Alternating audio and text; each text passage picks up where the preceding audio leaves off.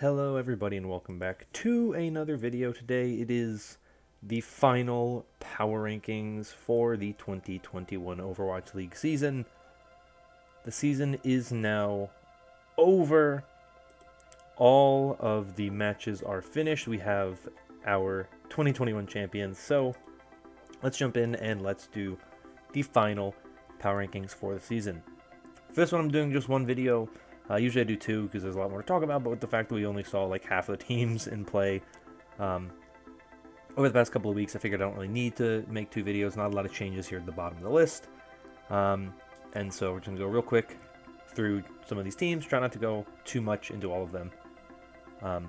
Most of the spots I think are pretty self-explanatory, especially towards the bottom. So yeah, but that's what you need to know. That's everything to have knowledge about. Obviously, it's my rankings, so you may disagree with me, you may agree with me, whatever it is. Let me know your thoughts on it in the comments down below, but without further ado, let's jump in and discuss where I put every team now that we are finished with the 2021 Overwatch League season. At number 20, no surprise to anybody, no movement for the entire season, is the LA Valiant. This roster was terrible all season. They won 2 maps the entire season. They were very bad.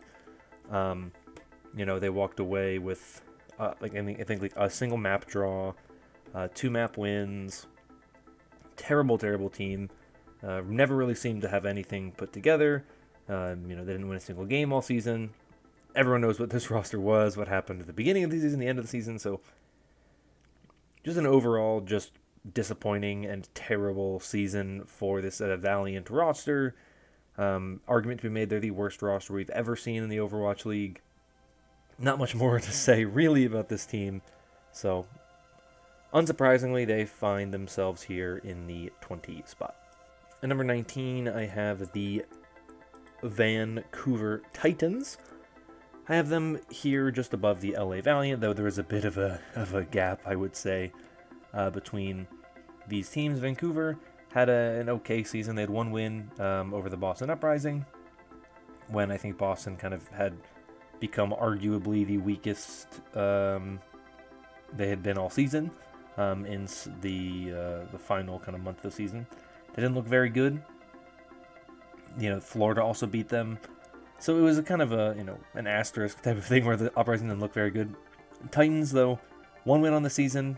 A loss the London Spitfire to end the season. All in all, just very weak showing from them. They never really seemed to have it all together. And unlike a team like the London Spitfire, I feel like there are some pieces that you can build around for the future. I don't really see much potential in this Titans roster. I don't see much upside going forward. So for me, really, they are pretty easy pick down here for the 19th spot. Just above the Titans at number 18, then, of course, is the London Spitfire, who finished the season also with 1 win, also with a minus 35 differential, the same differential that the Titans had. But of course, they won the head-to-head matchup. They technically won more maps, but also lost more maps. They had a draw in there. But the Spitfire actually played some teams close. They had that close series against the Shock. Of course, they came up with the win over the Titans. And I think that there's very clear potential in the Spitfire roster. There are some players you can build around, with the likes of Sparker and Shax. There is room for improvement for this team. And I think there is a silver lining. There is a bright spot from this team that you can improve upon for the future, where I don't really see that with Vancouver. The head-to-head win against Vancouver, huge for them, of course, getting their first win of the season to end their season. Final weekend of play, Red Bull, final day. So I think the Spitfire just a little bit better than the Titans, a little bit more hope, a little bit more promise. And I think they just showed a little bit more this season than we saw from the Titans, so they end up here at 18. At number 17, I have the Guangzhou Charge. This team did not have a great season. When you think about kind of their wins on the season, they ended the season with 5 wins. 2 of those are to the LA Valiant, 2 of those are the NYXL, and then 1 against the Hangzhou Spark. So it was not a team that was particularly competitive with any of your top 4 teams in the region. They never beat Shanghai, never beat Chengdu, never beat Seoul, never beat Philly. Those are teams that just kind of rolled them throughout the season. Their one of their wins against New York was really close. The only team that they were really kind of dominant against was the LA Valiant, and they won 2 maps all season. It doesn't really tell you a lot. They took a major step back in 2021 from what we saw from them in 2020. Of course, the departures of players like Shu and Happy played a pretty big role in that. And so going forward, you kind of think, where they're going to have to make some changes to their support line, find some more stability at DPS, because though Choi Se-won had a great season, Mike Haley didn't really have much of an impact, and for most of the season was just on the bench. So this is a team that we know has some potential with players like Krong and Choi Se-won having pretty good seasons, but they just weren't able to really get much done this season, and so for me, I have them here in the 17th spot. 16th, just barely beating out the Guangzhou Charge on my list, I have the Florida Mayhem. Florida Mayhem had a great start to their season, of course, with them finish in the top 4 for the May Melee, finishing actually 3rd, getting a league point. But it was just not enough to continue the momentum for the rest of the season. They went 3-1 in the first month, and then 2-10 the remainder of the season, winning their first game in the June Joust, and then winning one of their last games in the Countdown Cup. Of course, they also had a period of time where Checkmate was playing main tank. This team was just not consistent. They were up and down. They just kind of made me lose a lot of hope in what this team was.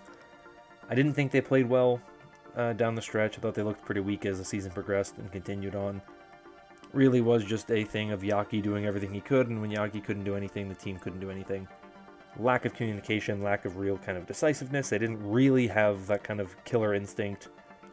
And ultimately, they were not able to compete with the best of the best after a pretty good 2020 season.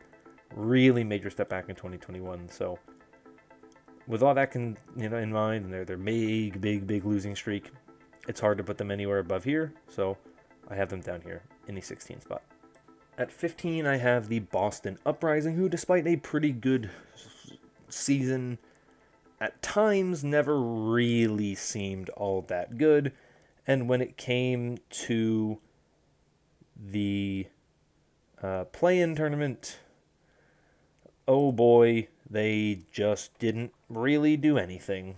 They fell to the Toronto Defiant pretty easily, and it wasn't really much of a competition. So, and you look at their losses to Vancouver and to Florida in the Countdown Cup.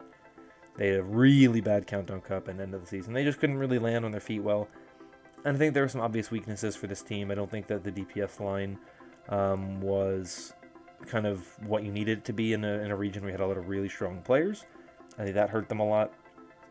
And I think that they just never really were able to get things going. I thought Stand 1 played pretty well. I thought Punk looked pretty good for the season. And I really do think that, Faith and Myeonbong had a good season. It just wasn't enough. And so ultimately, I have the Boston Uprising here at 15. 14th, I have the Hangzhou Spark. They are a team who, when you look at their wins, it's pretty disappointing when you consider the fact that this team went 4-0 in the qualifiers for the June Joust, and then 3-9 for the rest of the season. Most of their wins came in that 1 month where they looked really good. They couldn't even qualify for that tournament. Obviously, they won 7 games. I'm pretty sure 2 of those were over the Valiant. One of those was probably in that stretch. I know they got like a win over New York. I think they had a win over, Chengdu. They didn't have a really good season down the stretch. And I think that I always tend to favor teams who do better later in the season than do better earlier in the season. That's why the Mayhem are so low, and that's why the Spark are so low on this list. Yes, they made the play-in tournament, but they made the play-in tournament based on 1 month early in the season. The rest of the season, they weren't good. They didn't look good. They didn't perform well. And they just were a team full of disarray and just unable to really get things going. So for me, not a whole lot to say more about this team other than they were disappointing. Couldn't get things going despite the major amounts of talent on this team and some really good players that never really got to shine because the team was just too dysfunctional. So that's why for me, they're 14th. Just barely beating them out at 13th, I have the New York Excelsior. This is a team who, if they won one more map against the Guangzhou Charge, we would have talked about them being a play-in tournament team instead of the Hangzhou Spark. New York, I think, made their big season change, the addition of Kalios, too late in the season. And that's kind of why I think that they ended up ultimately not making the play-in tournament. They waited too long. They delayed moves. That, to me, is kind of the big indictment on this team. We knew they were talented, but they never really seemed to click. There were always some issues with the tank line. And as much as we saw Flora and Guangbong and even at times Feather have really good performances, it wasn't able to elevate this team enough. I think down the stretch they were a better performing team than the Hangzhou Spark, coming up big in a lot of the series against the team. And then in general, kind of ending the season relatively strong with wins over the Shanghai Dragons, and some losses in some inconvenient times, falling to the Seoul Dynasty, falling to the Philadelphia Fusion. Despite the success they found against the Fusion earlier in the season, they didn't land the season in the best way possible. They could have made the play-in tournament and just fell a little bit too short. But I think that the rest of what they were able to do kind of leading up to that, for me, is enough for me to put them just one spot ahead of the Hangzhou Spark, here in the 13th spot. At number 12, I have the only bit of movement here in the bottom 10. I have the Paris Eternal jumping up a few spots here now at number 12. And I really like the Paris Eternal. I thought they had a great season, considering the expectations for them. And there's a lot of people who kind of have things you can say, like, yeah, half of their wins were against the Spitfire and the Titans, but they also managed to get some good wins. They got a win over the LA Gladiators, and they were able to win games when they needed to. They weren't the best team. Obviously, they were a half and half, 500 team.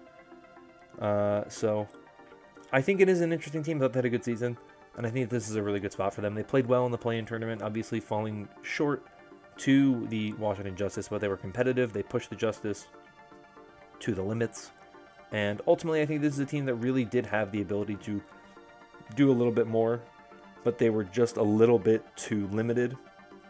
I think that they were a little bit less flexible than what you would have wanted this team to be, and ultimately they fell short of the goal and were unable to make the playoffs, and were unable to really kind of have their big moment in the sun. Their biggest moment was their win over the Gladiators. So overall, good season from them, but not enough to make it out of the bottom half. At number 11, closing out the bottom half of this list, I have the Toronto Defiant, who I am quite happy with how they played this season. I really am. I thought that they had a good season. I thought they played pretty well, all things considered. They weren't the best team, and I think they had some areas where they clearly were unable to kind of come up big, and areas that ended up hurting them at the end of the day. But ultimately, I think they were a good team.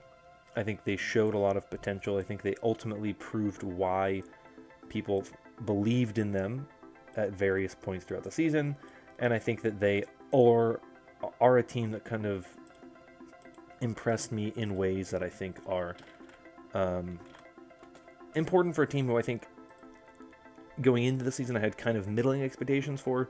They actually were better than I expected them to be. I thought they would kind of be a pretty mediocre team. I thought they'd be a little bit worse when they ended up, but I was impressed by Aspire. I was impressed by Hisu throughout the season. And while I think that they definitely fell flat in some of their play in the tank line and in the support line, going forward, I think that they do have an idea and a vision of what they want to be, and I think that they can build this team around players like Hisu to create a really strong roster. So, wasn't the best season for them, but was strong enough that we have them in a place where I think that putting them at number 11 feels like a right fit. Moving into the top 10, at number 10, I have the Houston Outlaws. This team started the season very strong, 7-1 in the regular season, and then finished the second half with a 4-4 record and missed the playoffs, losing to the Washington Justice 3-2 in the play-in tournament. It was a disappointing end to the season for the Houston Outlaws. They never really were able to win in the big moments. They had the big win against the Shock at the beginning of the season, and then that was kind of it. They beat Dallas early on. They also beat Shock another time, but the Outlaws never made those big games. They never came up big in tournament moments. They never came up big in those kind of playoff types of matches. Even losing to teams who didn't really find success in a lot of those series. They lost to Boston late in the season. As the season progressed, the Outlaws just kind of got weaker and weaker, and they slowed down and slowed down. And they just never were able to be the same team that we saw from them at the beginning of the season. They're still a good team, and they still had a major improvement this season from seasons previous, but it just wasn't enough for me to say that they were an incredible team. Still a top 10 team, still one of the best teams in the Western region during the regular season, but as a team that missed out on playoffs, I can't put them any higher than this spot. In a very similar boat to the Outlaws, though, a team that I found to be more successful and I think had a better season, I have the Seoul Dynasty. They were at least able to make the Countdown Cup, though they didn't do really anything while they were there. They were still a good team. They had a good season. They fell short in the play-in tournament as well and did not make the playoffs, but they came up in some of these bigger moments. They were able to make these tournaments, at least one, something Houston was unable to do. I think as a whole, the Dynasty had a better season. They were more consistent throughout the season. One of my biggest issues with the Outlaws was the lack of consistency. They started well, ended pretty, mediocre. Seoul Dynasty was very consistent all season. I think they were 3-1 every stage. That's consistency. And they missed out on tournaments. They only made one tournament, and they didn't do anything when they were there. But they were a consistent team. They did things consistently, and I think for me, I look at that as a very strong sign that this team was good, not great. They were just a little bit lacking in, I think, vision. I think the tank line wasn't as strong as what they needed to be a championship-level team. I think the support line wasn't as good. I'm interested to see what this team does going forward. I think you continue to build around Profit and create a really strong roster, but missing out on the playoffs hurt this team, hurt my view of this team, and so I have them here at number 9. At number 8, we start with our playoff teams, and the team that I think was the weakest of the teams that made the playoffs, I have the Washington Justice. They had the weakest performance of any team in the playoffs, only managing to win a single map against the Dallas Fuel. It was not a great performance from them, but they were able to make the playoffs, which is something that only 8 teams could do. They had some big wins throughout the season, of course. They had their win against the Gladiators. They had their win against the Eternal in the Summer Showdown qualifiers, or, the knockout games. They had a win against Dallas early in the season. They were just a team that lacked consistency, but they were able to come up big in some of these tournament matches. Making it into the playoffs is a pretty good look from them. But they were just unable to really do much of anything when they had to go up against Dallas again. They had to go up against Atlanta, who ended up having a really good run, of course. So all in all, I think the Justice were a solid team, but they just lacked that kind of decisiveness. They lacked a really strong leader and shot caller. That was pretty obvious from the way that they played. They didn't really have a kind of an urgency to make plays and to act and to react, and it really kind of fell apart. They were super up and down, really good when there was no hero pools, weak when there were hero pools. So I want to see what this team does going forward. I want to see the changes this team makes, because I think they need to make some changes in order to be really good going forward. But a playoff finish gets them here in the 8th spot. At number 7, I have the Philadelphia Fusion, another team that made the playoffs, but did not go very far, all things considered. Played the Gladiators in a decently close series, and also played a very close series against the Shock, which ultimately went the direction of the Shock. Fusion season, of course, was one of turmoil. They never had the full roster they wanted. Poco being stuck in France for, the entire season up until the playoffs, when he was finally able to join the team in Korea. So they never had the full team. They never really got to develop that synergy. Maybe if they were able to have the team that they were supposed to have, we would have seen the Fusion be one of the best teams in the league. We would have seen the Fusion potentially being the second best team in APAC. Maybe they are the team in Chengdu's spot instead. But ultimately, it was not to be. Things were out of their control. But I still think they had a great season despite those, difficulties. They persevered in spite of those things. and the world tried to keep the Fusion down, and they were able to find success where very few teams would have fallen short. So I think a top 7 finish, or top 8 finish in general is really good, and I think that they were the better team than the Justice, just based on what I saw, so I have them here at number 7. At number 6, I have the Chengdu Hunters. I was very disappointed with them at the end of the season. I thought their playoff finish was very weak. I went into the playoffs very highly, thinking of the Chengdu Hunters, and they just didn't really perform well.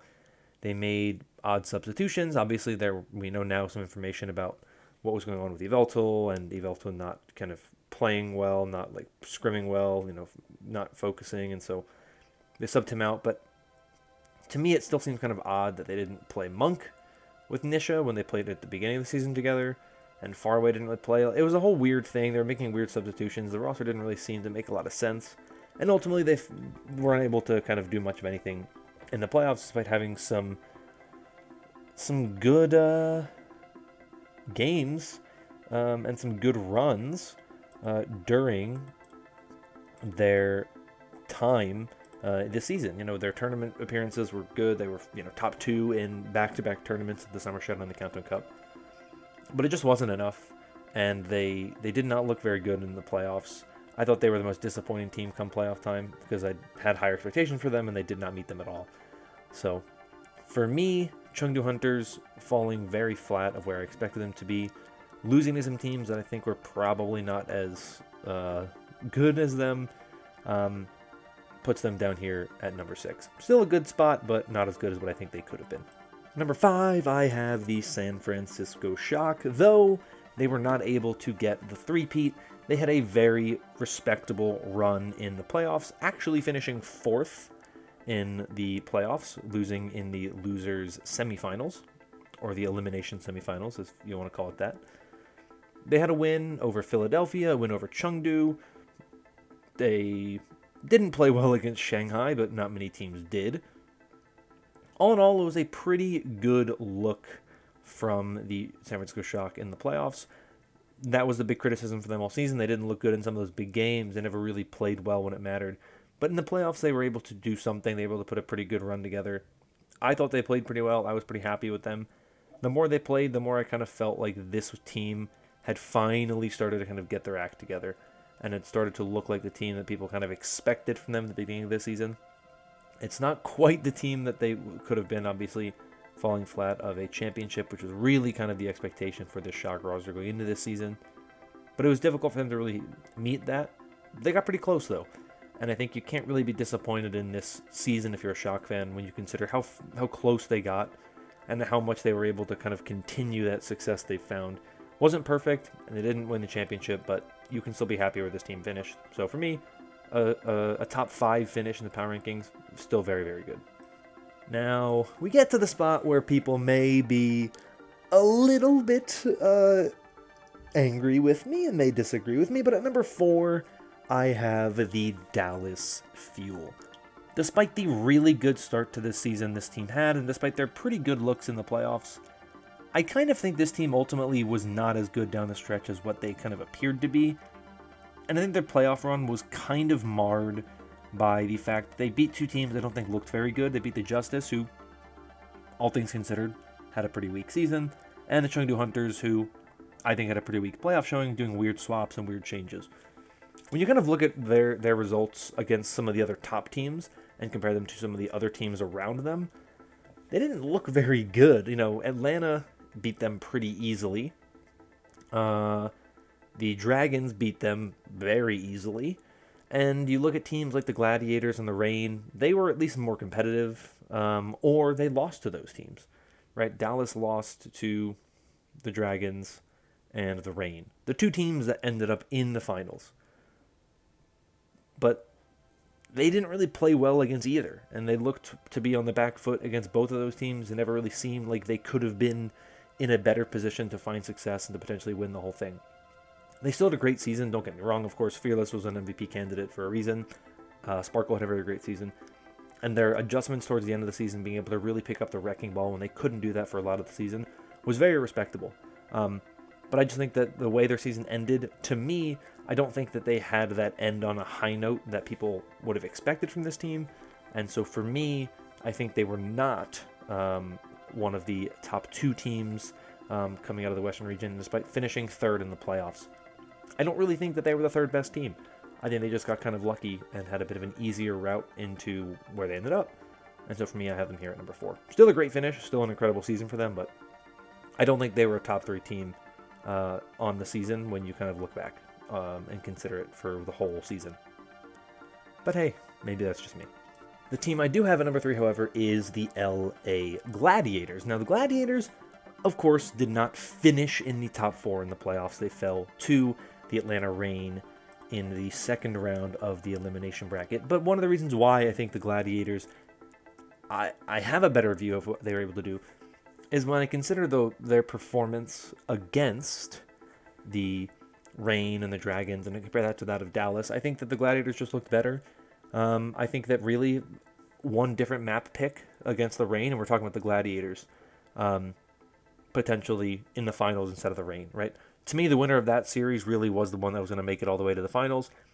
I think the Gladiators looked better, and they just fell flat against the Reign in the final hours. But I thought they were better against the Reign than the Fuel were. I thought they were better against the Dragons than the Fuel were. I thought they were just a more consistent, more well-balanced team down the stretch. I thought they played better. They were more adaptable. They won the Countdown Cup, which is a really big thing for a team that had been struggling earlier in the season to kind of get those big wins. They made a tournament, and they won that tournament. And they won it in pretty exciting and pretty, in a lot of those matches, kind of dominating fashion. So I think the Gladiators really do deserve more respect than I think people are going to give them. To me, they were the 3rd best team on the season when I look back on it. I think by the end of the playoffs, they were still the team I feel more confident in. And it just kind of came to an unlucky draw for them to end up where they ended up in the final standings for the playoffs. But ultimately, I do think they finished the season as the 3rd best team overall.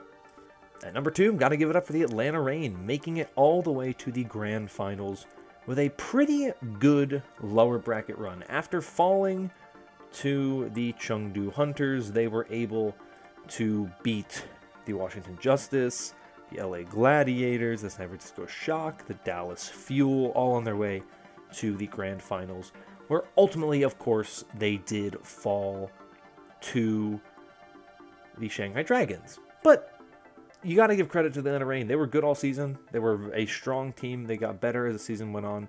And while they weren't able to find any real major success in any of the tournaments, they were, 3rd in one, 4th in another, 3rd in the final tournament. They managed to make the run where it mattered most in the playoffs. And yeah, they fell 4-0 to the Dragons. But the amount of teams they had to beat to get there, to me, justifies them being number 2. I think the Shanghai Dragons are just so much better than everybody else that it's so hard for me to look at it and say, just because they lost to the Dragons 4-0 means they're a bad team, or they're worse than the Fuel or the Gladiators because those teams are able to take a map off of the Dragons, right? The Reign beat all those teams. They beat the Shock. They beat the Gladiators. They beat the Fuel. They beat the best teams that the Western region had to offer on their run, and that is proof that they were the best team in the Western region come the end of the season. So yeah, they fell flat of their goal, but they made the grand finals, something that I don't think many people expected. And so to me, yeah, come the end of the season, Atlanta Reign were the 2nd best team in the league. Finally, at number 1, we all knew this team would be here. They've been my number 1 team for the past 2 power rankings. It's the Shanghai Dragons. They are your 2021 Overwatch League champions. They are the best team in the league this past season. There's not really an argument to be made for anybody else. When you win the whole thing, and you win it in such a dominating fashion and they did in the playoffs, you have the bragging rights to say that you are the best of the best. Started 0-40, managed to end Overwatch 1 and the final season of the Overwatch League on Overwatch 1 as the champions. What a redemption story, what a redemption arc. What a great season for this team. What a great season for this fan base. Finally getting to see their team hold the trophy victorious. Good for them. Great season for the Dragons. Happy for them. And can't wait to see what happens going into 2022 and Overwatch 2 with this team. So that is it. That is my final power rankings for the 2021 Overwatch League season. My final Overwatch 1 power rankings. Hope you all enjoyed. I know I was a little bit kind of quick for a lot of the teams. I didn't really go as much into detail, but kind of tried to fit them all into one video. I had to kind of be a little more succinct and not spend as much time talking about each team. But I feel like a lot of the teams, the reasoning kind of makes sense, and it wasn't as difficult, especially for that lower kind of half where not a lot of stuff changed. But let me know your thoughts on my rankings down below. I know this video is a little different from some of the other rankings I've done. Let me know your thoughts on it, if you liked it, if you didn't like it as much as I normally do. If you prefer this style to some of the older styles, you like the shorter ones broken into 2 parts, or you like this one kind of a little bit longer one. Let me know, and I can kind of change it going forward. Or keep it the way it's been, and also with the way this gameplay and stuff. The background footage, a little bit different than I usually do. I usually do it for each of the teams, but for a variety of reasons, I decided to go a little different route for this one. Let me know your thoughts on that as well. But that is all for me for today. Thank you all so much for watching. If you enjoyed this video and want more like it in the future, consider liking and subscribing. But that is going to be all for me for today. Thank you all so much once again, and I'll see you all next time. Bye-bye.